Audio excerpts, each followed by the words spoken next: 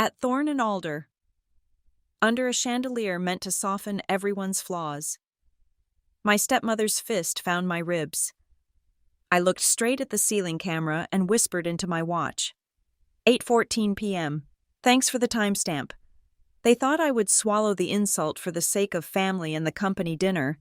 They didn't know the leather-bound book in my tote bag, her old diary, was already tabbed, notarized, and waiting for its day in court. My name is Rhea Nolan. I'm 32 years old, and I am the Chief Operating Officer of Vesper North Holdings. Tonight was a Friday, in Briarwick. That means the executive class descends from their glass towers to dine in places like Thorn and Alder, restaurants designed to launder the day's aggression through expensive upholstery and hushed lighting.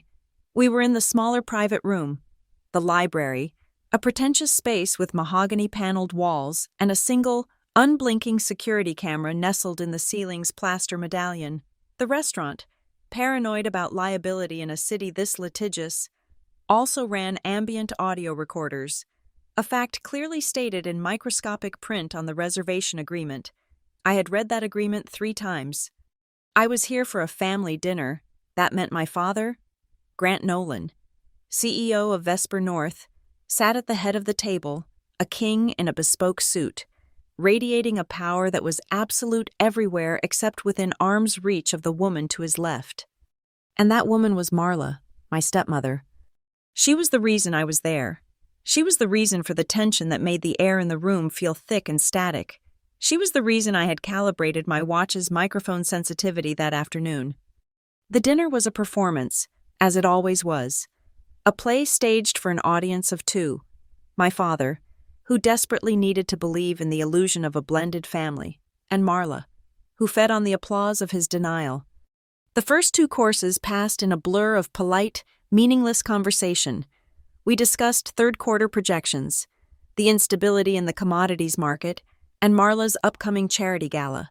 Her voice was a smooth, cultured instrument, every word polished and presented, a stark contrast to the sharp, calculating coldness in her eyes. A server, silent and efficient, moved between us, clearing the heavy silverware from the appetizer plates. He was a ghost in a crisp apron, his focus entirely on the task, on remaining invisible. He collected Marla's fork, then mine.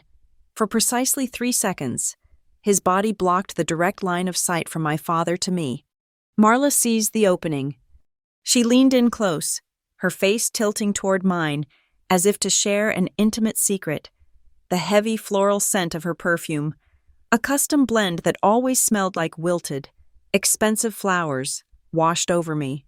Her lips were painted a deep, corporate-approved crimson, and they pulled back into that familiar, brilliant smile she reserved for magazine covers and hostile takeovers. "You really thought," she breathed, her voice a velvet whisper, "that you could countermand my directive on the logistics contract?" Before I could even process the words, her left hand, which had been resting demurely on her lap, shot out under the table. It wasn't a slap, it was a professional's move, a short, hard, piston-like punch, driven by the shoulder, not the arm. Her fist was clenched, and the massive 3-stone diamond ring she wore, a symbol of her partnership with my father, was turned inward, the platinum setting and sharpened claws of the prongs leading the assault. The impact was brutal. It landed squarely on my floating ribs, just below my suit jacket. A starburst of white-hot, electric pain exploded in my side. It was a blinding, sickening agony that stole my breath instantly. The air punched out of my lungs in a silent woof. I felt the hard facets of the diamonds grind against the bone, a sharp, specific pain that cut through the blunt trauma of the fist. For a second, the entire restaurant, the clinking glasses, the muted conversations, my father's voice, vanished, replaced by a roaring, metallic static in my ears. I instinctively hunched forward, a purely physical reaction to shield the injury, my diaphragm spasming, desperately trying to pull in air that wouldn't come. My vision swam. "Rhea, you all right?" My father's voice cut through the fog. The server had moved on. The line of sight was clear again. Marla was already leaning back in her chair, dabbing at her crimson lips with a pristine white napkin, her expression one of mild, wifely concern. I forced my lungs to work. It was like breathing through gravel. "Fine," I managed to rasp, the word tearing at my throat. I straightened slowly, every millimeter of movement sending a fresh wave of fire through my torso. I looked past Grant, past Marla. I lifted my gaze directly to the small, dark dome in the ceiling, the camera. I raised my left hand to my mouth, as if stifling a cough. My Apple Watch was already active, the screen dark. I pressed the discreet button combination I had practiced, activating the voice memo. 8:14 p.m., I whispered, my voice tight with pain but precise. "Friday, Thorn and Alder, timestamp for the video." My father sighed, a sound of profound, practiced weariness. He didn't ask what happened. He never asked. "Rhea, please," he said, his voice low and insistent. "Let's just maintain harmony.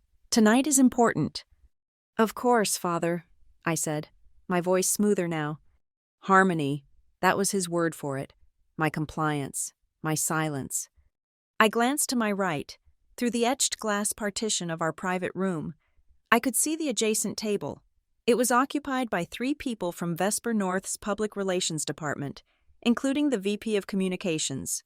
The restaurant had, of course, accidentally double-booked the main private room, forcing our intimate family dinner to be seated next to our own corporate spin doctors.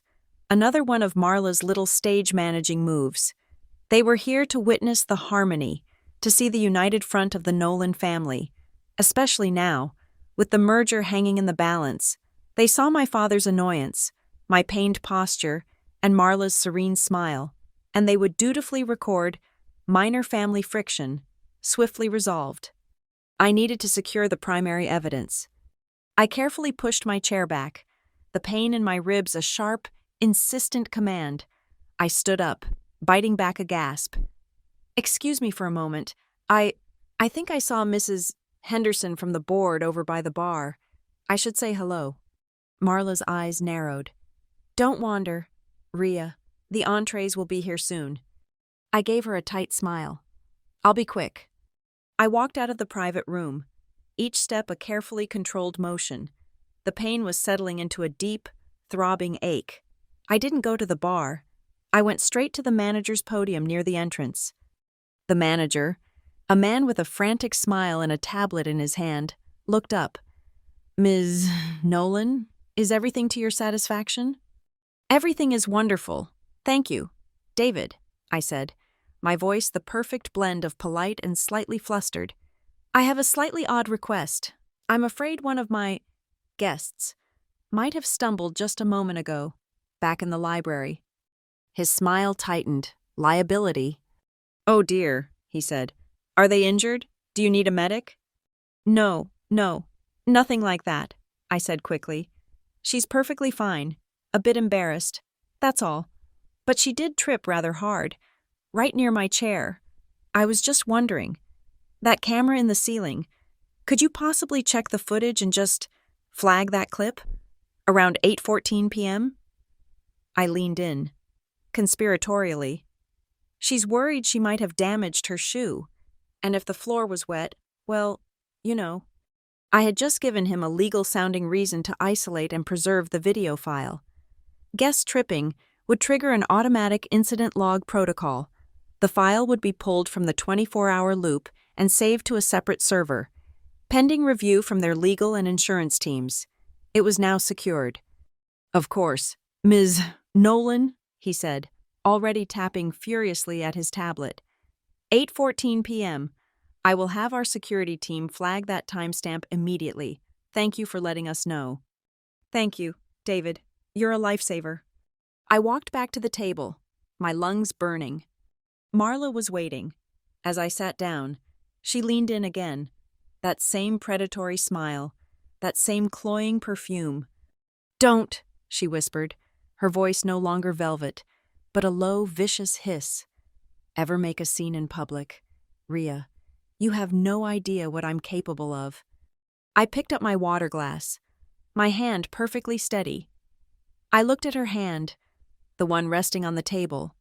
There, on the side of her ring finger, just below the knuckle, was a tiny, perfect smear of my foundation, mixed with the crimson of her own lipstick from where her fist had connected with her napkin immediately after striking me. A trace. I didn't say anything. I just sipped my water, the cold liquid a balm on my raw throat. Under the table, I unlocked my phone. I pulled up the pre-drafted message to my personal legal assistant. The recipient was LLK. The message was one word. Activate. I hesitated, then added two more. Project Alder, archive now. I hit send. My phone vibrated once in my hand. It was done. The rest of the dinner was a surreal farce. The entrees arrived. A beautifully plated piece of fish I couldn't taste. A steak my father cut with mechanical precision. A salad. Marla barely touched. We talked. Grant and the PR team discussed the final talking points for the merger announcement. Marla chimed in, suggesting a media blitz focused on the family values driving the new, larger entity. I contributed. I offered concise, data-driven analysis of the logistical redundancies we'd need to streamline post-merger. I spoke calmly. I smiled when appropriate, all while a fire burned in my side, and the cold, hard certainty of what came next settled in my stomach. I was cataloging every word, every glance. Finally, the server returned with the bill. He placed the heavy leather folio in front of my father. Grant opened it, and a small, cream-colored card fluttered out. He picked it up, a broad, genuinely happy smile spreading across his face. "Well, this is lovely," he said, turning it over. "It's from the manager." He read it aloud. "To the Nolan family, our sincere congratulations on the upcoming merger, a new era for Briarwick." Marla beamed, reaching out to place her hand over his. "How thoughtful, darling. It really is a new era." I looked at the card. I looked at the camera in the ceiling. I looked at Marla's smiling, triumphant face. "Yes," I said, and my own smile, for the first time that night, was genuine. "It's perfect." They thought the merger was a done deal. They thought this dinner was a celebration of their victory. They had no idea that the most critical part of that merger agreement was a newly inserted morals clause, a clause I had personally negotiated with the acquiring party's ethics committee, a clause that defined public acts of violence, moral turpitude, or criminal behavior by any key executive or board member as an immediate breach of contract. And thanks to a stubborn restaurant manager, a paranoid corporate PR team, and a ceiling camera, I finally had a non-negotiable, time-stamped, and officially recorded act of violence. The new era was indeed beginning, just not the one they were expecting. The ride home was silent. My father drove, his knuckles white on the steering wheel of the Bentley. His jaw set in that familiar rigid line that meant he was processing a problem, not a feeling. Marla was in the passenger seat, humming softly to a classical station, a picture of serene composure, as if she hadn't just committed aggravated assault in a five-star restaurant. The pain in my side had sharpened from a hot explosion to a cold, precise ache. It felt like a shard of glass was embedded in my ribs, twisting every time I breathed. I sat in the back, the supple leather cool against my skin, and watched the lights of Briarwick blur past the tinted window. I thought about the cover of Briarwick Lifestyles from last spring, the philanthropy power issue. There we were, the three of us, standing in the manicured gardens of our estate. Grant Nolan, the stoic titan of industry, Marla Nolan, his radiant, brilliant wife, chair of the Children's Literacy Gala and savior of the city's ailing symphony, and me, Rhea Nolan, the dutiful daughter, COO, the prodigy, who made the family business a fortress. The headline read, "The Nolan Legacy, Building a Better Briarwick." We looked perfect, a triptych of familial and corporate success. Grant and Marla were the beating heart of the city's philanthropic circuit, their names etched onto plaques in hospital wings and university libraries. I was the quiet, sharp-edged heir, the one to watch, the daughter who hadn't rebelled but had buckled down, earning her place. It was all a beautifully constructed lie. Marla, in particular, was a masterpiece of public relations. She was a favored keynote speaker at women in leadership conferences. Her favorite topic was healing the corporate soul. She spoke with trembling, manufactured vulnerability about empowerment, about overcoming adversity, about the power of women supporting women. She received standing ovations. At home, she was a different entity entirely. She was a creature of control, a master of emotional usury. Every kindness she performed was a transaction, an entry in a mental ledger of debts owed. She didn't just give gifts, she made strategic investments in future compliance. She'd rescue a distant cousin from a bad job, only to hold that life-saving favor over their head for years. She'd support my father through a difficult negotiation, and then cash in that support for a board seat for one of her unqualified friends. She didn't heal. She indebted. I hadn't been handed my position. I'd clawed my way to it, and I'd started in the one place Marla had no influence, the basement. My career at Vesper North began in the risk management department, a windowless office where data analysts went to die. I didn't network or attend the family lunches. I worked. I built predictive models for supply chain vulnerabilities. I took on the audits nobody else wanted, the ones that meant flying to processing plants in the middle of nowhere. I analyzed logistics, automated fulfillment, and quietly tripled our efficiency metrics.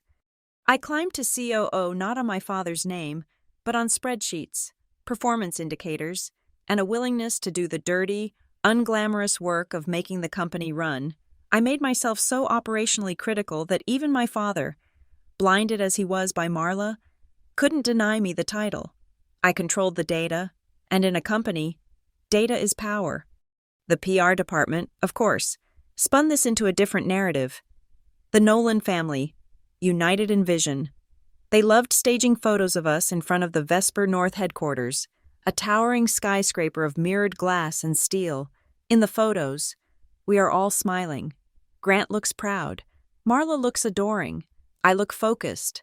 What the camera never caught was the detail. Marla's perfectly maniciled hand gripping my father's bicep. Her fingernails just sharp enough to be a reminder. Her other hand on my back. A gesture that looked like motherly support to the photographer, but felt to me like a hand on the hilt of a knife. A constant, proprietary pressure. Everyone saw the smiles. No one ever saw the hands. I learned the truth about Marla's power early on. About 5 years ago, a junior analyst in the marketing department, a smart, ambitious young woman, filed a formal harassment complaint. Marla, in her unofficial capacity as brand consultant, had verbally eviscerated her in a team meeting, then followed up with a series of threatening emails. The complaint was direct, specific, and backed by screenshots. I saw the HR file populate in the internal system at 9:04 a.m. I was in risk management then, and part of my job was monitoring internal legal liabilities. By 5 p.m., the file was gone, not archived, not resolved, gone, scrubbed from the server as if it had never existed. The analyst was abruptly relocated to our Omaha office for a new opportunity the following week. She resigned a month later. That day taught me a lesson that defined my career. The system will not protect you. The system is designed to protect itself, and Marla was the system. From that day forward, I saved everything twice. Every significant email, every vendor contract, every internal audit report, every performance review. One copy went to the Vesper North encrypted cloud, where it was discoverable and auditable. The second, encrypted copy went onto a solid-state drive, which I kept in a fireproof safe in my apartment, nestled behind a false wall. Marla's violence was usually as strategic as her charity work. It never left a visible mark. A heel ground into the top of my foot under a boardroom table. A stumble in a crowded gala that sent me crashing into a waiter. A grip on my wrist in the hallway. Her fingers digging into the precise nerve cluster that sent a jolt of pain up my arm, forcing me to drop my briefcase. All of it deniable. All of it accidents. Tonight was different. A punch to the ribs, with a ring on. It was sloppy, angry, and desperate. She was losing her grip, not just on me, but on the company. The merger I was finalizing would dilute her financial influence significantly. She was getting reckless, and she did it in the one place I knew she was vulnerable: a room with a camera. For years, I believed I needed a witness. I thought if someone, my father, a board member, anyone, just saw what she did, it would be over. The analyst in Omaha proved that witnesses could be bought, transferred, or silenced. I didn't need a witness. I needed her. I needed her own words, her own admission, her own unfiltered thoughts. I needed something that couldn't be explained away as a misunderstanding or a woman's passion. I found it, entirely by accident, 13 months ago. Marla maintains a high-end, climate-controlled storage unit across town. It's where she keeps her overflow, couture she no longer wears, art she's rotating out, files from her life before my father. I was listed as her emergency contact, a relic from a time when she was still trying to play the part of a loving stepmother. I got a call from the facility manager. A pipe had burst in the unit above hers. It was a deluge. Marla was in Zurich for a week, and they needed someone with key access to authorize the remediation crew and assess the damage. I stood in the damp, musty unit, watching men in hazmat suits photograph ruined designer gowns and waterlogged antique furniture. In a back corner, a stack of bankers' boxes had partially collapsed. One of them, soaked and falling apart, had spilled its contents. Amidst mildewed silk scarves and old tax returns, I saw it. It was an olive-green leather-bound journal. The cover was warped from the water, but the embossed M was still visible. I took it. I told the remediation crew it was personal papers and that I would handle it. That night, I spent hours carefully separating the damp, fragile pages, drying them one by one. It was her diary, not a calendar, but a real, detailed journal, spanning from 2007 to 2011. The years she met my father, the years she consolidated her power, the years before she learned to be so careful.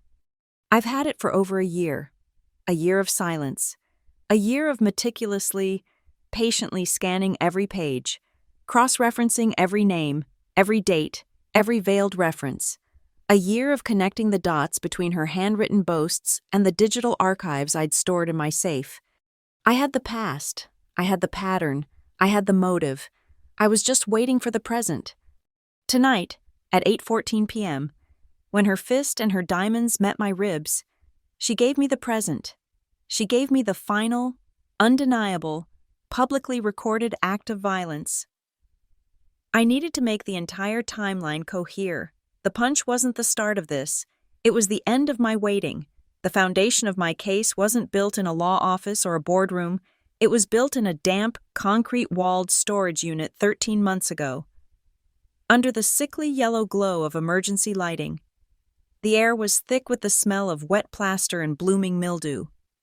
Marla was in Zurich, attending a conference on sustainable investing, and the facility manager had called me. His voice tinny with panic over the phone. A burst pipe, catastrophic water damage. As the emergency contact, my signature was required to authorize the remediation. I stood there, a witness to the slow decay of her curated past. Ruined Chanel gowns lay in a sodden heap, their vibrant colors bleeding into a muddy brown. Waterlogged first editions of classic novels had swollen into unrecognizable pulp. It was a mausoleum of obsolete luxury.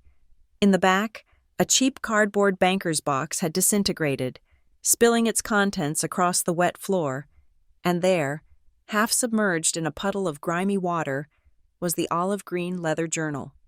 Its journey from that puddle to a climate-controlled safe in my apartment was a forensic exercise.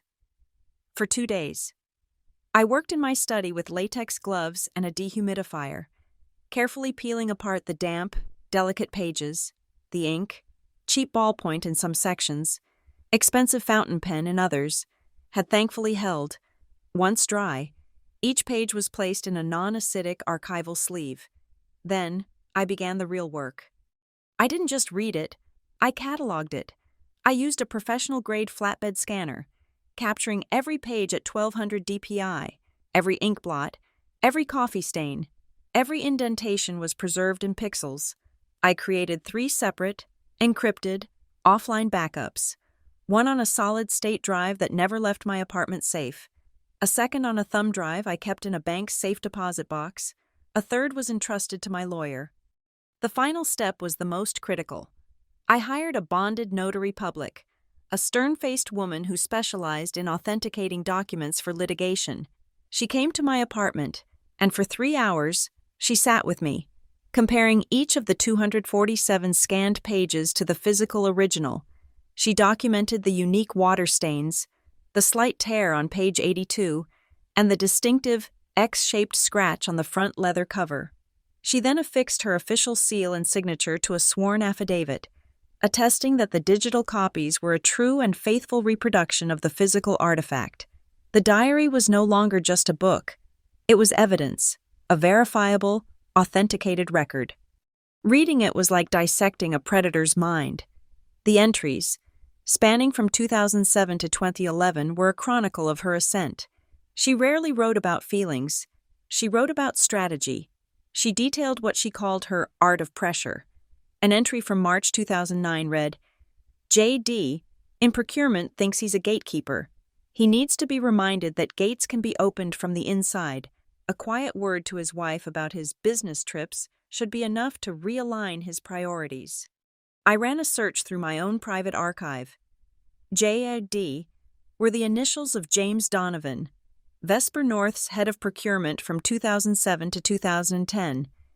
His official company record stated he resigned abruptly in mid-2009 for personal family reasons.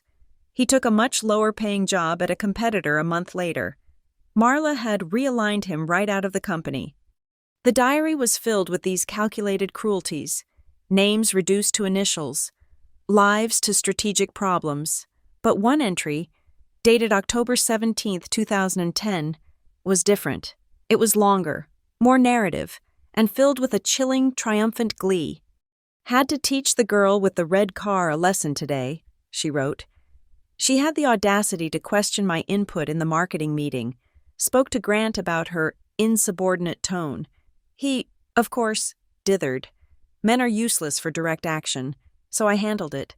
I waited for her after hours, reminded her that in the parking garage, especially on level B2 where the cameras are conveniently under maintenance, accidents happen. It's amazing how quickly a confident voice starts to shake when you have her pinned between her own car door and the concrete pillar. She won't be a problem anymore. The girl with the red car. I knew exactly who that was. A junior marketing analyst. The same one who filed the HR complaint that vanished. Her company car was a red sedan.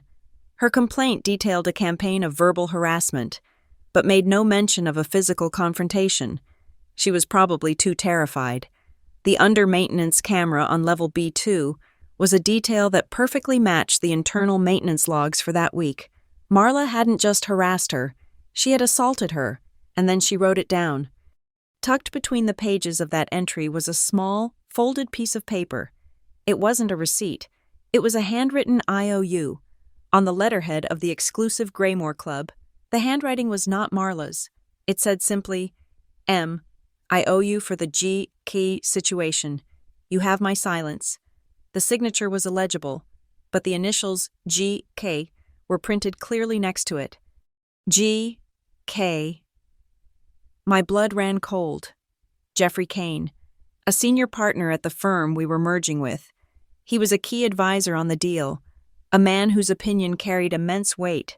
He was known for his stringent, almost puritanical approach to corporate ethics, and here, in a 10-year-old diary, was a chit suggesting Marla had leverage over him, a debt of silence. The book was a blueprint of her malice, a user's manual for her brand of power, but the most damning passage was near the end, written in a different pen, on one of the last few pages. It wasn't a record of an event, but a statement of philosophy, her creed. "The fundamental rule," she wrote, "is about what can be proven. If there's no camera, it didn't happen, and if there is, you spin the story, you create the narrative. People believe the version of the truth that is presented with the most confidence. That was it. That was the key. She believed she was insulated by the ambiguity of the unrecorded moment. She lived in the space between action and evidence. I knew then that I couldn't just drop the diary on a lawyer's desk, on its own. It was a chronicle of past sins, vulnerable to being dismissed as private, inadmissible fantasy, a vengeful daughter trying to smear her stepmother. I had to follow her own rulebook. I needed a camera. I needed an unspinnable story. I took 5 carefully selected excerpts: the J.D. entry, the red car incident, the G.K. IOU, and her no-camera philosophy, to my personal lawyer, L.K. I didn't give her the full diary. I didn't tell her where I got it. I simply told her I had come into possession of historical documents from an anonymous source that suggested a pattern of corporate malfeasance. I paid her a substantial retainer to package these excerpts into a sealed, in case of emergency file. It was a legal time bomb, authenticated, notarized, and ready, but with its fuse unlit. For 13 months, I waited, I watched, I continued my work, solidified my power base, and treated Marla with a cool, professional distance that she mistook for submission. I needed her to make a mistake in the present. I needed a new data point, an act of violence so clear and so well documented that it would serve as the undeniable anchor for the entire chain of past events. I needed to connect the woman who wrote the diary to the woman who sat across from me at board meetings. Tonight, at Thorn and Alder, she handed it to me. Her fist, her ring, the searing pain in my ribs. It wasn't just an assault. It was the missing piece. It was the timestamp that synced the past with the present. It was the camera that proved the diary wasn't a story. It was a prophecy. The timeline was now complete. The moment the Bentley's doors closed behind me at my apartment building, the facade of composure crumbled.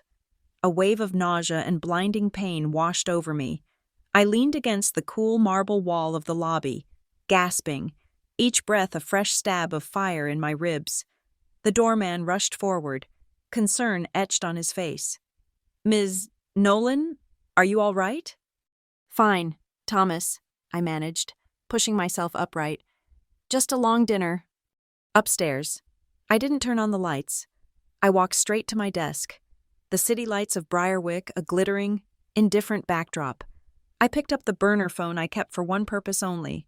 I dialed the single number in its memory. "Hey," answered on the first ring. "Rhea?"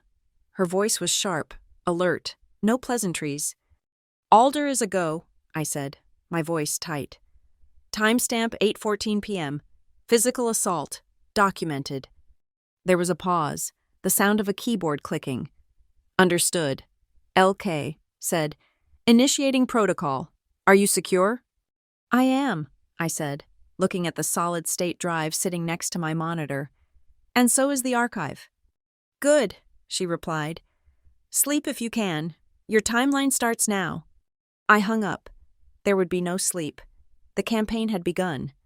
Step 1 was already in motion. My concerned customer report about the tripping guest had flagged the video file at Thorn and Alder. At 6 a.m. the next morning, Baye's paralegal would hand-deliver a formal litigation hold notice to the restaurant's corporate headquarters, citing a pending legal action. This would transform their internal incident log into a legally binding preservation order. The video was sealed. Step 2 was my next move.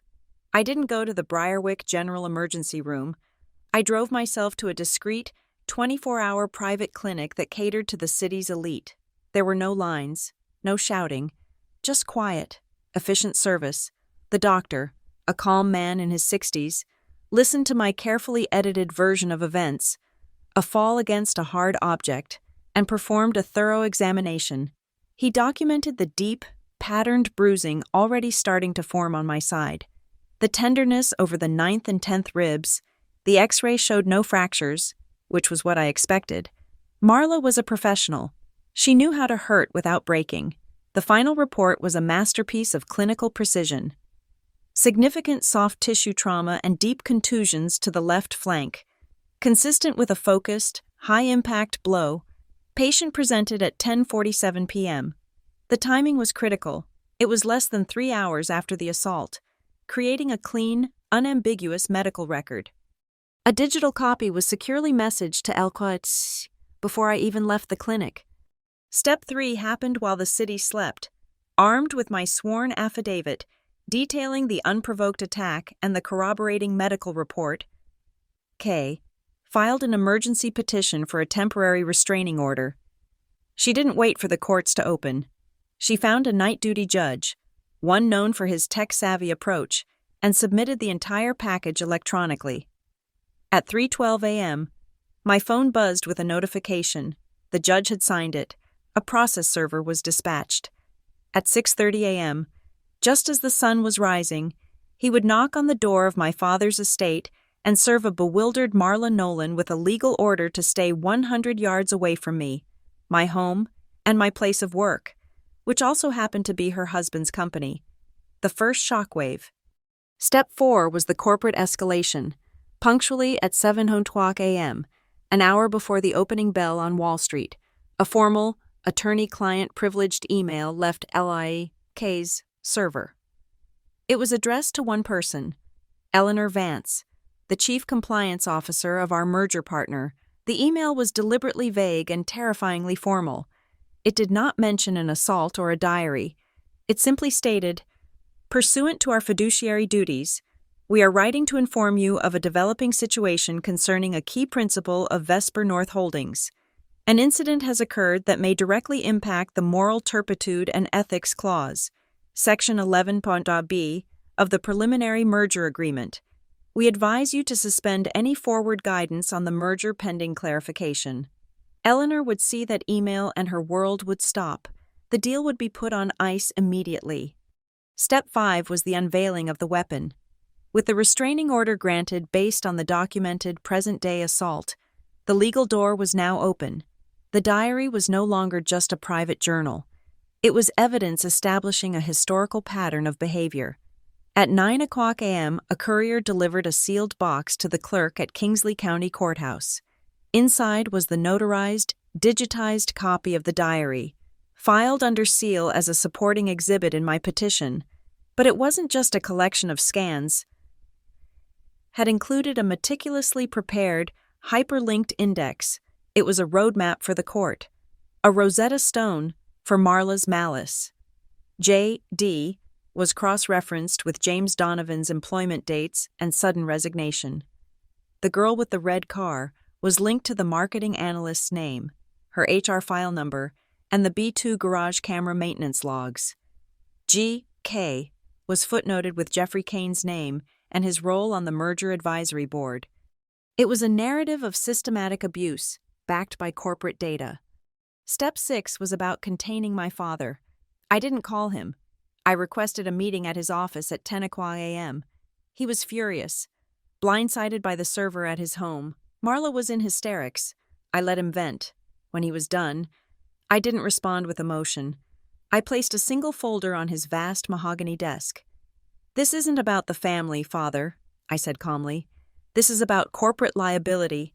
Marla assaulted the COO of your company.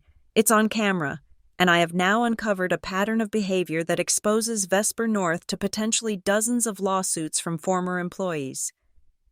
I walked him through the evidence, the risk, the exposure. I didn't ask him to believe me. I asked him to believe in his own self-preservation. At the bottom of the folder was a single-page document drafted by LK. It was an agreement. It stipulated that he, Grant Nolan, would not interfere in the legal proceedings, would not use corporate funds or resources for Marla's defense, and would recuse himself from any board discussions on the matter. In return, I would handle the fallout and ensure his own position and a majority of his equity were firewalled from the coming storm. He looked at me, his eyes seeing me not as a daughter, but as a strategist, a peer. He signed it. Step 7 was controlling the story. I had no intention of using Vesper North's PR team. They were loyal to my father and compromised by Marla. I met with a crisis communications specialist I had vetted and retained months ago. Her office was a sterile white box, a blank slate. My instructions were simple. We are not telling a story of family drama. We are not leaking salacious details. We are presenting a timeline of a corporate governance failure. Every statement to the press, if we make any, will begin with a date and a time. We do not use words like attacked or abused. We use the incident at 8:14 p.m. We don't talk about my feelings. We talk about process. The narrative is this: a risk was identified, and a senior executive is taking the necessary steps to mitigate that risk and protect the company's shareholders. That is all. Step 8 was preparing for the fight itself. LK and I spent the afternoon in a mock deposition room. She was ruthless, playing the part of Marla's high-priced lawyer. "Ms. Nolan, isn't it true you've always been jealous of your stepmother?" She'd snarl. I practiced my responses until they were automatic. My personal feelings are not relevant. What's relevant is the pattern of behavior, documented in Exhibit A, that poses a direct threat to this corporation's ethical standing. So you're saying a single, unfortunate misunderstanding at dinner should derail a multi-billion-dollar merger? I'm not saying that. The morals clause in the contract is saying that. The medical report from 10:47 p.m. is saying that. The sworn testimony of former employees will say that this isn't about one punch. It's about a documented history of risk. Step 9 was the endgame. As the day drew to a close, L.K. prepared our next filing. In the diary, in an entry from 2011, Marla had gloated about her insurance policy. She described her personal safe, hidden behind a landscape painting in her home office. She called the contents her markers, small USB drives and ledgers containing the leverage she held over various people. The G.K. situation. The procurement director. I had the page number. Based on the diary's now established credibility as evidence in a pending case, OIK drafted a motion for a search warrant for that specific safe. It argued there was probable cause to believe it contained evidence of further, potentially criminal acts, such as blackmail and extortion, directly relevant to the ongoing corporate investigation.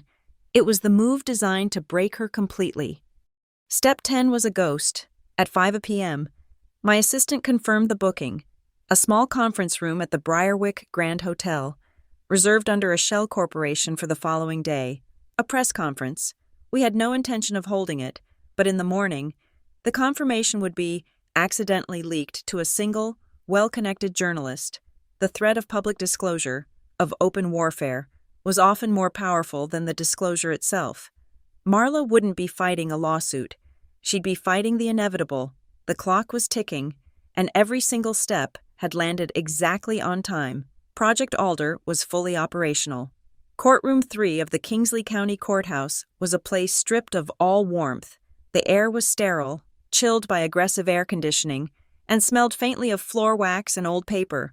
The light from the high fluorescent panels was flat and unforgiving. It was a room designed for the dissection of facts. At the bench sat Judge Alistair Finch, a man in his late 60s with thinning gray hair and a reputation for intellectual impatience. He peered down at us over a pair of half-moon glasses, his expression one of weary neutrality. "Counselor," he said, his voice a dry rasp that cut through the silence. He was looking at my lawyer. "Kay, this is an emergency hearing for a permanent protective order. Let's not waste time. Give me a timeline. Start with the precipitating event." Kay, poised and precise in a dark gray suit, stood. "Thank you, Your Honor. The precipitating event occurred on the evening of Friday, October 20th.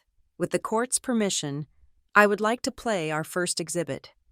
On a large monitor to the side of the witness stand, a video flickered to life. It was a high-angle, black-and-white shot of the private dining room at Thorne and Alder. The video was silent. We saw the server move, blocking the view for a moment. We saw Marla lean in. We saw my body jolt, a convulsive, unnatural movement. "Kay, let the silent film play for another 10 seconds before pausing it." "And now," she said, "we will play an audio file, recovered from Ms. Nolan's personal recording device." A sharp, clear sound filled the courtroom. It was my own voice, tight with pain but perfectly articulate. 8:14 p.m., Friday, Thorn and Alder. Timestamp for the video. Okay, addressed the judge. Your Honor, we have synced the audio timestamp with the video's metadata. They match to the second. She gestured to the frozen image of my hunched form on the screen. That is the moment of the assault.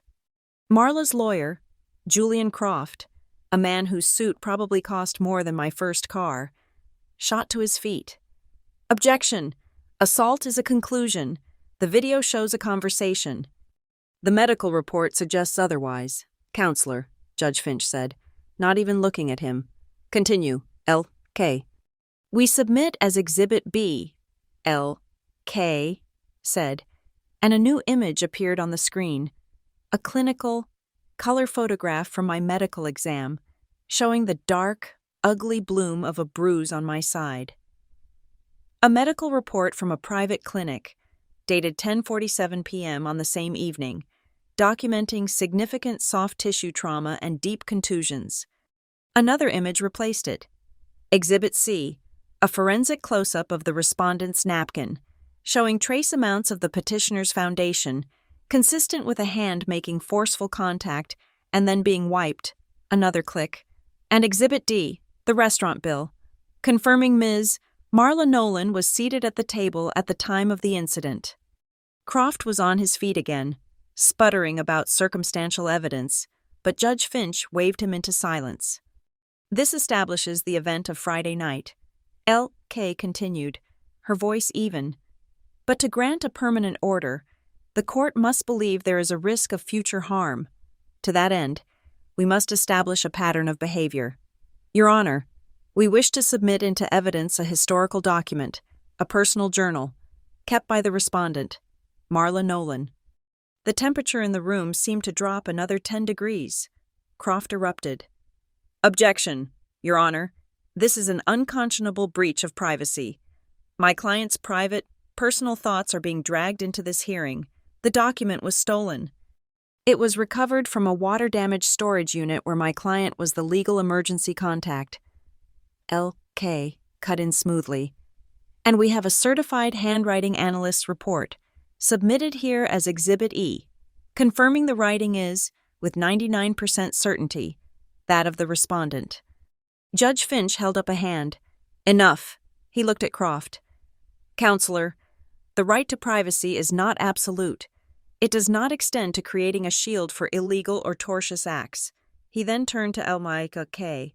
However, I will not allow a fishing expedition through a private journal in open court. I will review the full document in camera. For the purposes of today's hearing, you may question the petitioner on excerpts that pertain directly to two specific areas: acts of physical violence and the coercive manipulation of corporate personnel. Thank you, Your Honor. L.K. said. She called me to the stand. After I was sworn in, she placed a thick, bound volume on the ledge in front of me. It was the notarized, certified copy of the diary scans. Ms. Nolan, she said, please turn to the entry dated October 17, 2010. Would you please read the passage beginning with, "Had to teach the girl"? I put on my reading glasses. The courtroom was dead silent. I found the page and began to read. My voice as steady and detached, as if I were reviewing a quarterly report. Had to teach the girl with the red car a lesson today. I waited for her after hours, reminded her that in the parking garage, especially on level B2 where the cameras are conveniently under maintenance, accidents happen. It's amazing how quickly a confident voice starts to shake when you have her pinned between her own car door and the concrete pillar. I stopped. The words hung in the sterile air. Ms. Nolan? L.K. asked. Are you aware of any employee who fits that description? Yes, I said. A marketing analyst. Her employment was terminated for personal reasons 2 days after the date of that entry. Her company car was a red sedan. Her personnel file, which we submit as Exhibit F, notes her departure. K. Then produced a small, plastic-sleeved document. Your Honor, tucked within the pages of that specific entry was this note. It is a handwritten IOU from the Graymore Club. We ask that it be marked as Exhibit M12. The clerk took it, his movements slow and deliberate. Before Croft could even formulate an objection, a man in the first row stood up. He was not part of our legal team or Marla's. Your Honor, Assistant County Prosecutor Daniel Chin for the record. Judge Finch raised an eyebrow. Mr. Chin, an unexpected pleasure. To what do we owe your presence? We were alerted by the petitioner's counsel to the potential for evidence of criminal corporate malfeasance to be introduced in this hearing, Chin said, his voice resonating with prosecutorial gravity. Based on the testimony just given, and specifically on a passage from the respondent's diary, submitted as part of the petitioner's exhibits, which describes a personal safe containing what she refers to as markers, believed to be USB drives and ledgers used for blackmail and extortion, the county formally requests that this court issue a warrant to search the premises and seize the contents of that safe as evidence in an ongoing investigation. The room exploded in a flurry of whispers. Croft was apoplectic. This is a circus, a coordinated witch hunt based on a stolen, misinterpreted diary. Judge Finch banged his gavel once. The sound was like a gunshot. Silence! He looked down at the prosecutor's motion. He looked at the diary exhibit. He looked at Marla, whose face had gone from indignant to ashen. The only sound was the scratching of his pen as he read through the document. Then, he picked up the pen, uncapped it, and signed the bottom of the page with a sharp, decisive stroke. The warrant is granted, he declared. This hearing is in recess. We will reconvene in 48 hours. The gavel struck again. It was over. Laquet gave my shoulder a light squeeze. Lawyers and clerks began moving, their voices a low buzz. But Marla didn't move. She sat perfectly still at the respondent's table. Her face a blank mask of shock. Her hands were clenched around her black leather handbag, her knuckles stark white. I watched as her fingernails, painted a deep, blood red, dug into the expensive, supple leather, pressing so hard it looked as if she were trying to tear right through it. The execution of the search warrant was a quiet, clinical affair. It took place not with a battering ram, but with the polite, firm knock of a county civil marshal at the front door of my father's estate. I was present, as was Lise K. Marla was there, flanked by her lawyer, Julian Croft, her face a mask of furious indignation. We were led to her home office, a room decorated in shades of cream and gold, dominated by a massive, abstract landscape painting. It was all serene and tasteful, a perfect backdrop for the methodical dismantling of her life. The marshal, a stoic man named Harris, directed Marla to open the safe concealed behind the painting. She refused. He produced a pair of heavy-duty bolt cutters and a drill. Croft, seeing the inevitable, advised her to comply. With trembling, angry fingers, she spun the combination lock. The heavy steel door swung open with a soft, expensive sigh. Marshal Harris, wearing evidence gloves, reached inside and began placing items one by one onto the polished surface of Marla's desk. The atmosphere was thick with a silence that felt heavier than sound. First came a small, leather-bound ledger, then 3 black USB flash drives. Each was neatly labeled in Marla's own precise, angular handwriting. The labels read GK, B2 2010, and sponsorships. These items are being seized under the authority of a warrant signed by Judge Alistair Finch, Harris stated, his voice a flat monotone. He began bagging and tagging each piece, the crinkle of the plastic evidence bags unnaturally loud in the silent room. K stepped forward. Under the terms of the warrant, a preliminary forensic examination is to take place immediately, in the presence of all parties. A county forensic technician, a young woman with sharp, intelligent eyes, was already setting up a laptop. She took the USB labeled sponsorships first, sliding it into a write-protected port. A file directory bloomed on the screen. It was a collection of email chains and scanned documents. The technician opened a file. It was an email thread between Marla's private account and the CEO of a major Vesper North contractor. The conversation was chillingly direct. Marla was leveraging knowledge of the CEO's extramarital affair to force a 7% reduction in their contract price. Tucked into the same folder was a scanned image of a handwritten note. It read simply, "Squeeze for 7% or eliminate.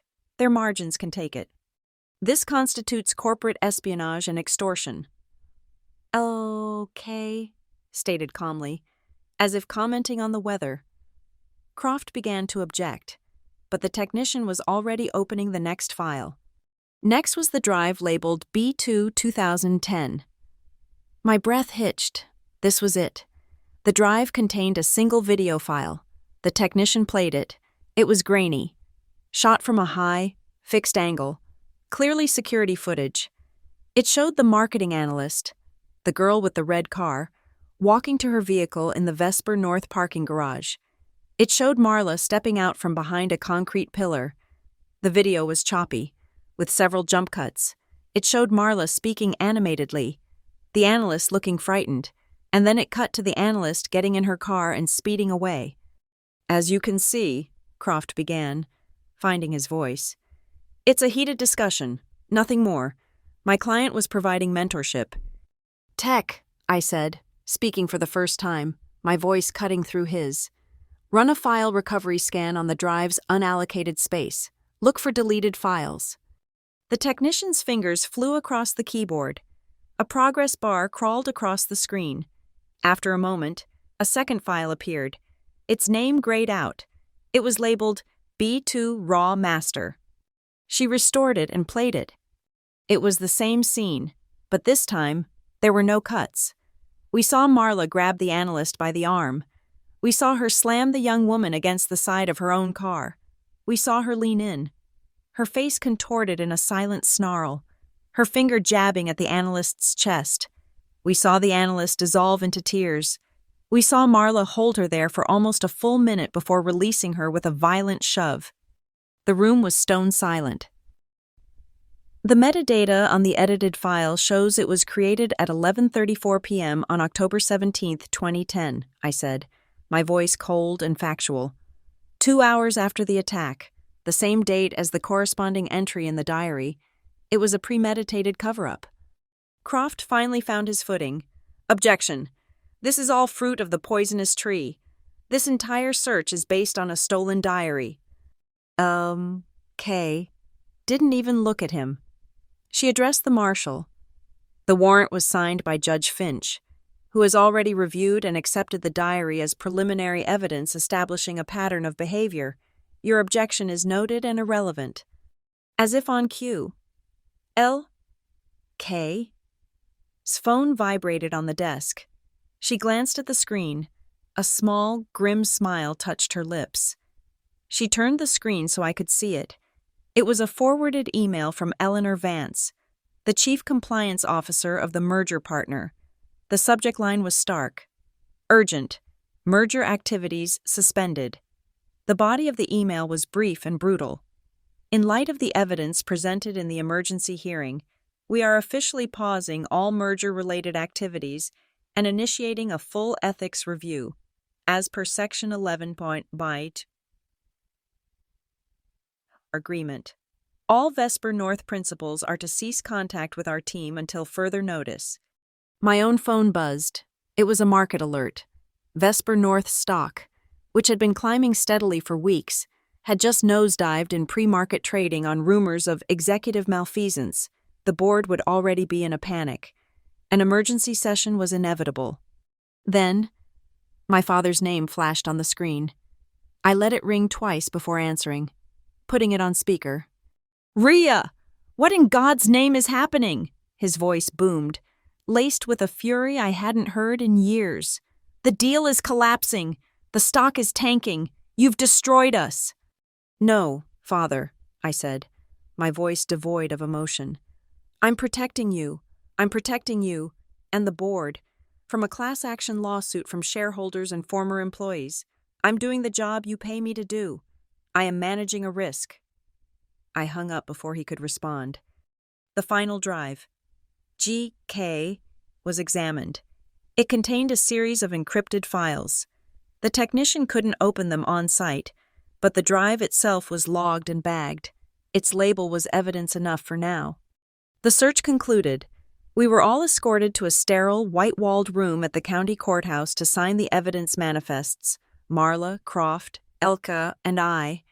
The air was thick with unspoken animosity. As the clerk stamped the final form, Marla turned to me.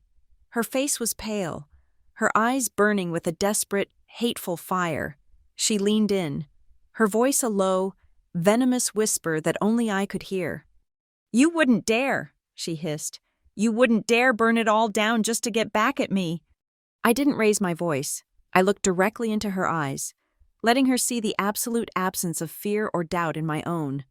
"You're mistaken," I said, my voice quiet but carrying the weight of steel. "I didn't do this. You did. You wrote it all down. You saved the videos. You filled the safe. This isn't my fire, Marla." I paused, letting the truth of it settle between us. "It's yours. I just supplied the match." When the hearing reconvened 48 hours later, the atmosphere in courtroom 3 had changed. The initial shock had been replaced by a grim sense of gravity. The public gallery was now packed with reporters and legal spectators, drawn by the scent of a high-profile corporate implosion. Marla was already at her table, her face a pale, powdered mask of composure, but her eyes were restless, darting from her lawyer to the judge to me. I took the stand again. The cross-examination was about to begin. Julian Croft rose, smoothing the front of his ridiculously expensive suit. He approached the stand not with aggression, but with a look of feigned, sorrowful understanding. It was a classic tactic: paint me as the unstable, emotional variable in this equation. "Ms. Nolan," he began, his voice dripping with condescension. "Let's be frank. You have a long and, shall we say, complicated history with my client. Isn't it true that your entire motivation here, this entire elaborate performance, is driven by a single, simple desire: to destroy your stepmother?" I met his gaze without flinching. "No, Mr. Croft," I said, my voice clear and even, resonating through the courtroom's microphones. "My intention is to protect the employees and shareholders of Vesper North Holdings, and the best way to do that is by using a clear timeline of events, supported by my stepmother's own documentation and her own handwriting." I held his gaze, a silent challenge. I was not the defendant here. Croft's manufactured sympathy curdled slightly. "Her documentation? You mean her private journal, which you stole?" "I mean the journal that establishes a pattern," I corrected him. "A philosophy." In fact, I turned to Judge Finch. "Your Honor, with your permission, I would like to read another short passage from Exhibit G." Judge Finch nodded. I opened the bound copy of the scans to a bookmarked page. I read the words Marla had written years ago, letting them hang in the air. "The fundamental rule is about what can be proven. If there's no camera, it didn't happen. And if there is, you spin the story." I closed the book and looked directly at Marla. "Your stepmother," I said to Croft, but my eyes were locked on hers, "is a believer in what can be proven. So let's look at the proof." On L. Cow. Skew. The large monitor flickered to life.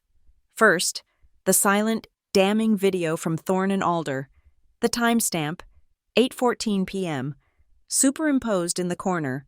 Then, it was replaced by the raw, uncut footage from the B2 parking garage, dated October 17, 2010.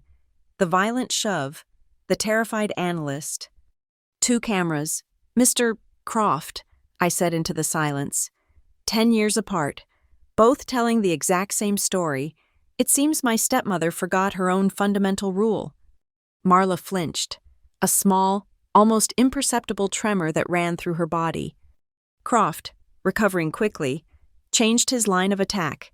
He paced before the stand. "You speak of protecting the corporation, Ms. Nolan, but this isn't a boardroom. This is a court of law. Do you or do you not have a personal motive in this matter?" He thought it was a trap. He expected me to deny it, to lie, to maintain the fiction of pure professionalism. "Yes," I said, without a moment's hesitation. A murmur went through the gallery. Croft paused, surprised by the directness of my admission. Yes, I repeated, my voice gaining strength. I have a deeply personal motive. I am the victim of the physical assault that initiated this hearing. My ribs still ache from the incident at Thorn and Alder. However, I am also the chief operating officer of a multi-billion-dollar corporation. It is my job, my fiduciary duty, to identify, assess, and mitigate risk.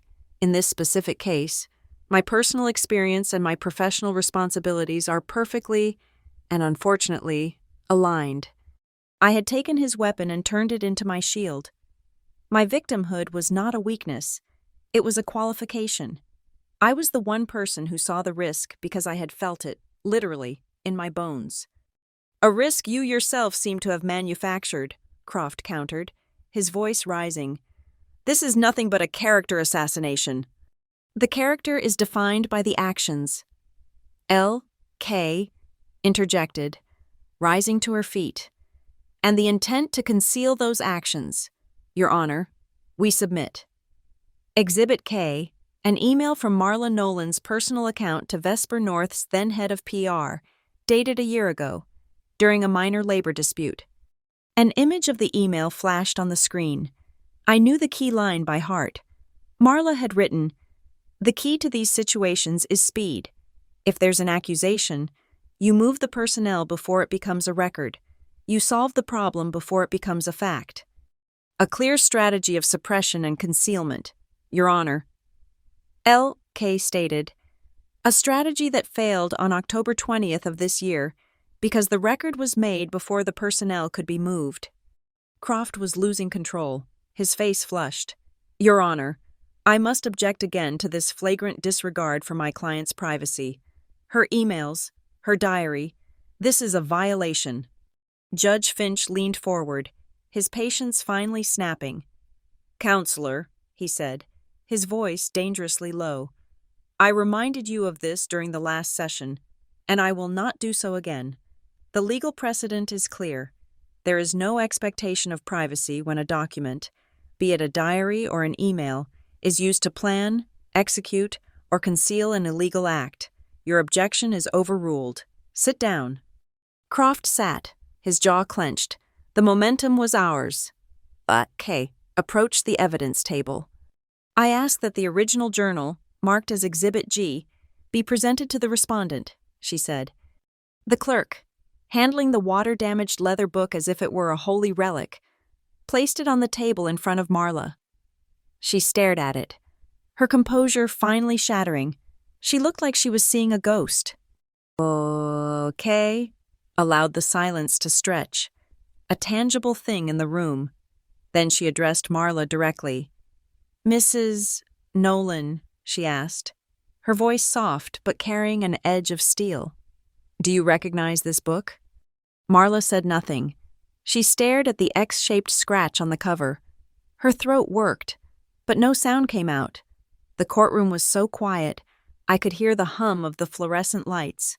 1 second, 2, 5, 8 seconds of crushing, damning silence. Finally, the microphone on her table picked up a tiny, wet, clicking sound, the sound of her swallowing. Hard. "Let the record show the respondent is not answering," Judge Finch said, his voice flat. "Okay." Wasn't finished. "Your Honor, I would like to direct the court's attention to the final page of the journal." The clerk, at her direction, turned to the very back. As you can see, the last few pages are blank. However, under forensic analysis, our handwriting expert noted a distinct indentation on the penultimate page. An image from the expert's report appeared on the monitor.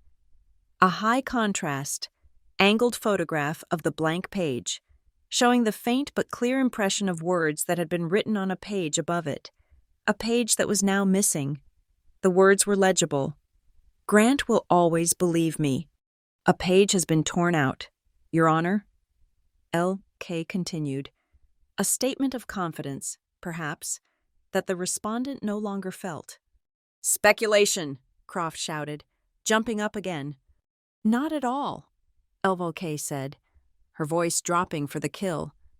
Because we found the page.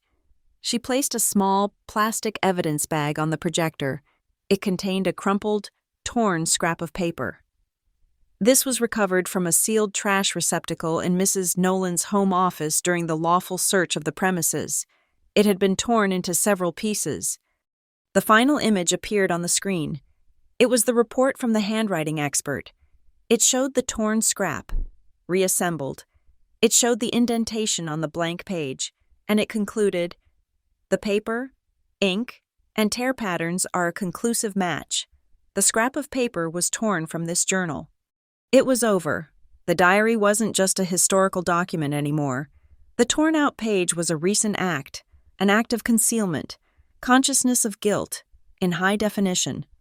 Judge Finch looked at all the evidence. He looked at Marla, who now seemed to have shrunk into her chair. He removed his glasses and rubbed the bridge of his nose. He sighed, a sound of profound judicial finality. "This court has seen and heard enough for the purpose of this hearing," he announced.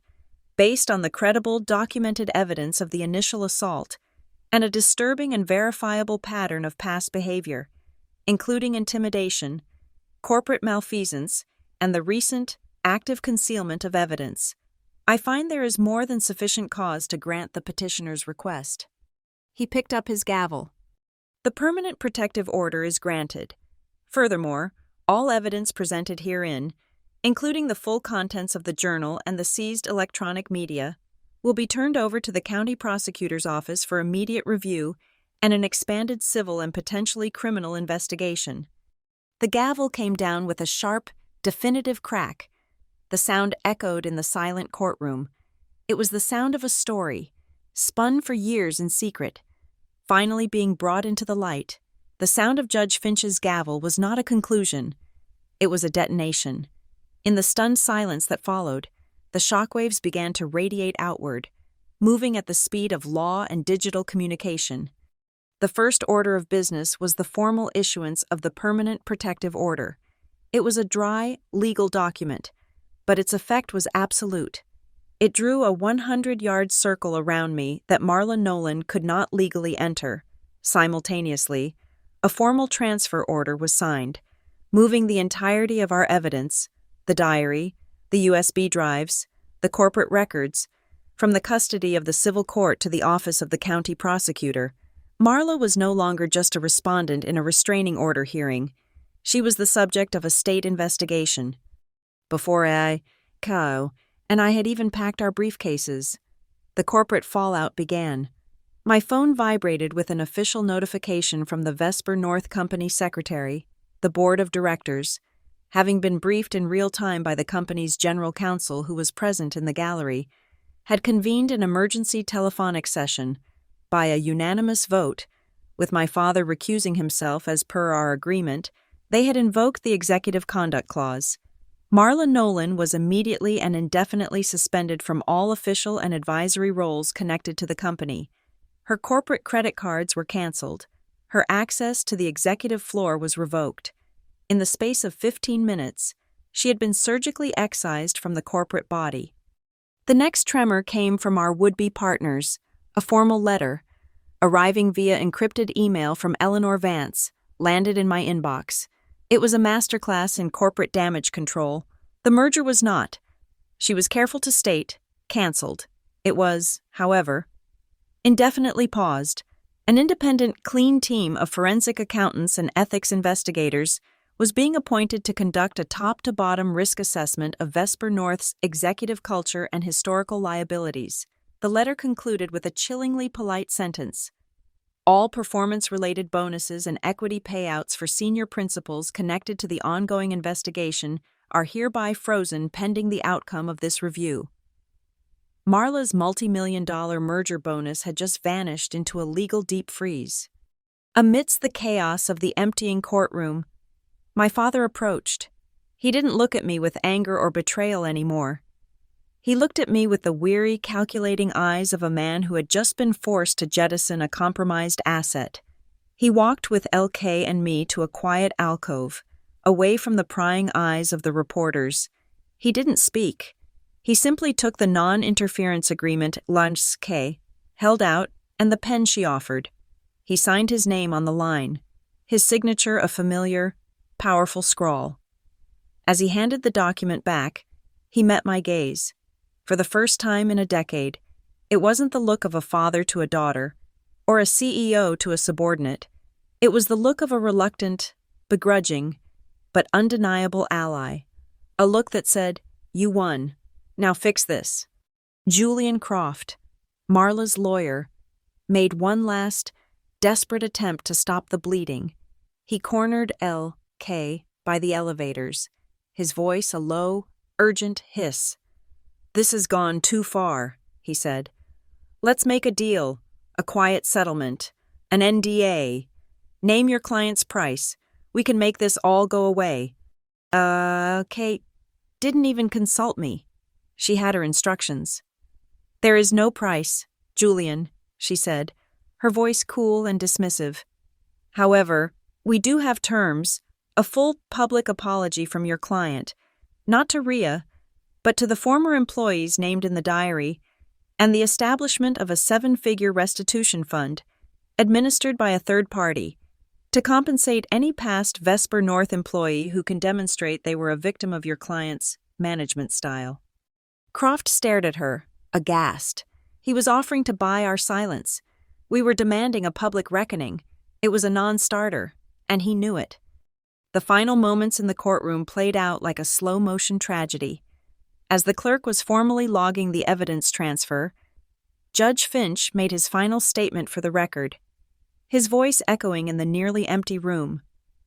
"This court wishes to note," he said, his eyes fixed on Marla, "that the central, pivotal piece of evidence in this matter was a document created, maintained, and preserved by the respondent herself. In the end, it was her own words that rendered the most compelling testimony.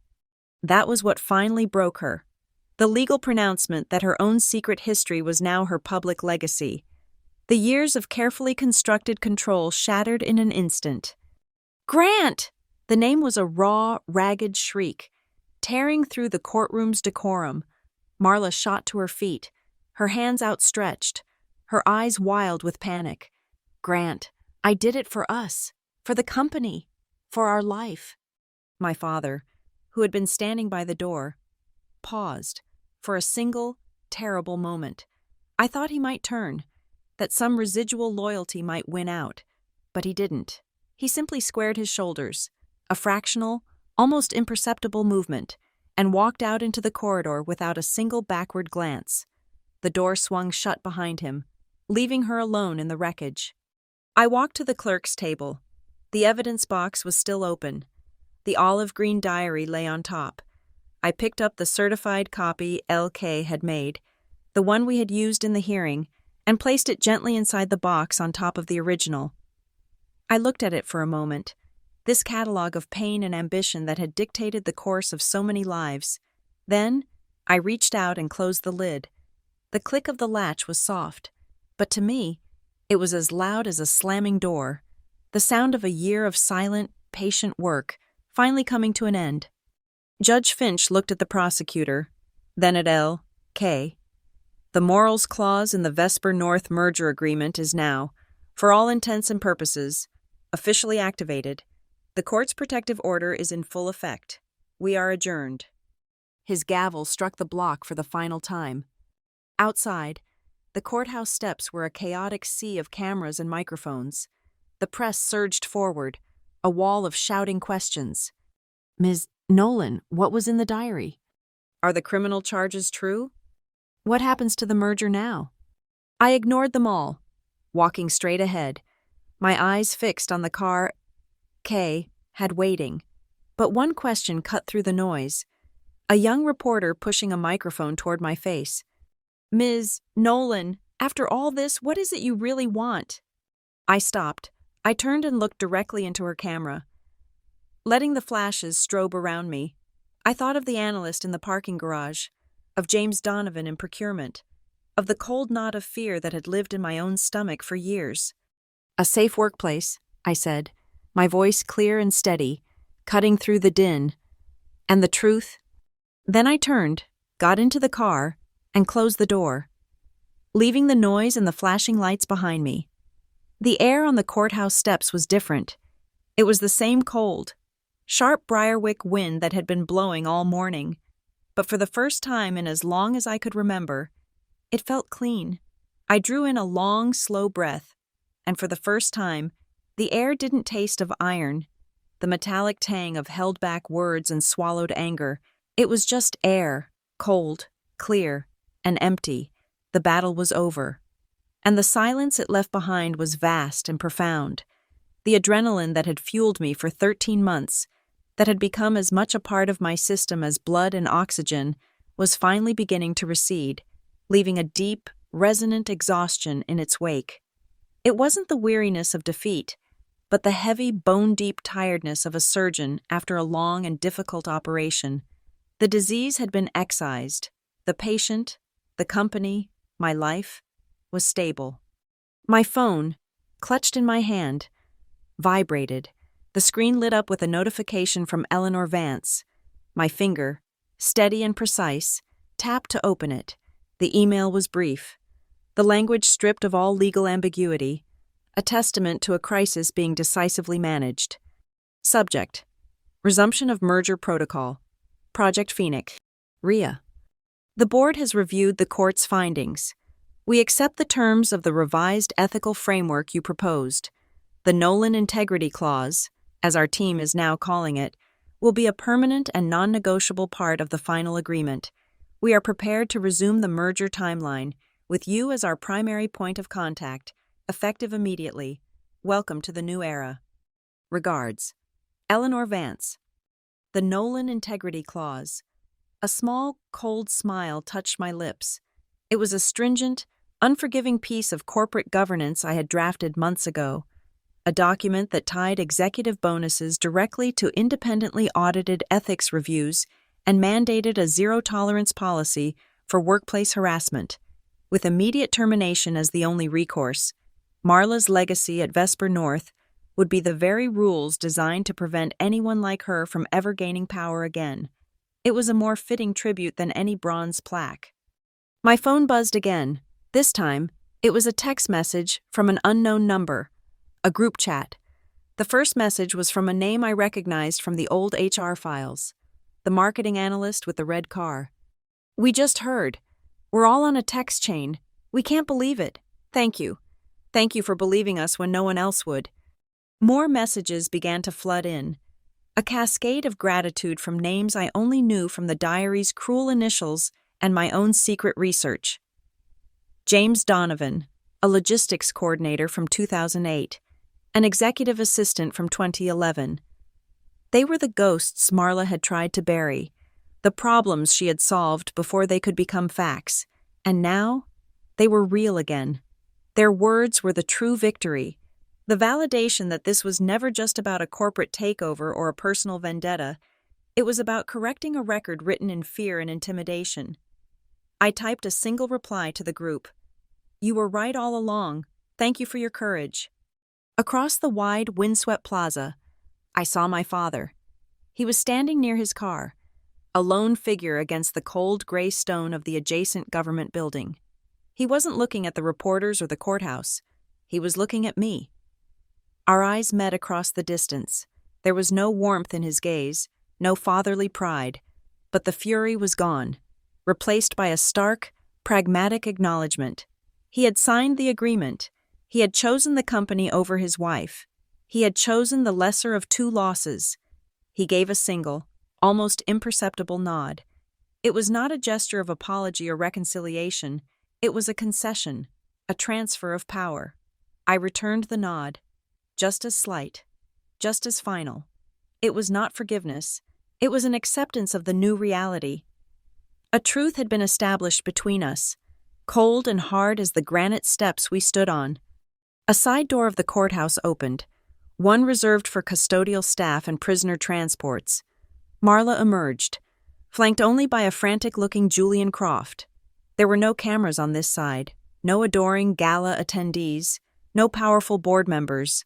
Her designer suit seemed to hang on her, a costume for a role she could no longer play. Her shoulders were slumped, her movements small and uncertain. She who had commanded boardrooms and silenced dissent with a single icy glare now looked utterly, irrevocably diminished. She was hurried into a waiting town car that was a model down from her usual choice, and the vehicle slipped away into the city traffic, not with a roar, but with a whisper, an exit devoid of drama, a quiet erasure. My own car was waiting at the curb. As I walked towards it, I instinctively glanced up. Mounted on the stone architrave above the main doors was a security camera, identical to the one at Thorn and Alder, identical to the one in the Vesper North garage. A small, round black dome, impassive and all-seeing. A tiny red light on its casing blinked once, a steady, rhythmic pulse, a silent, digital heartbeat. It was always watching. It was always recording. Marla's mistake was thinking she could control which recordings mattered. The diary spoke, and so did the camera. Her own words, her own private chronicle of cruelty, had provided the narrative. The unblinking, impartial lens of a machine had provided the proof. One could be dismissed as fantasy, the other as an out-of-context moment, but together, they formed an unbreakable chain, a timeline of truth that no lawyer, no amount of money, no carefully crafted PR campaign could ever hope to spin. I reached the car. L.K. was holding the door for me. I didn't need to give a victory speech on the steps. I didn't need to answer the reporter's questions. The evidence had already given its testimony. There was no satisfaction in extending the revenge, no triumph in watching her burn. The process was the point. The correction of the record was the victory. The work was done. I slid into the back seat, the leather cool and smooth. The door closed, shutting out the wind and the distant shouts of the press. The engine started, a low, powerful hum. The car pulled away from the curb, leaving the courthouse and the wreckage of Marla's life shrinking in the rearview mirror, until it was just another building in a city full of them. Thank you so much for listening to my story. Let me know in the comments where you're tuning in from.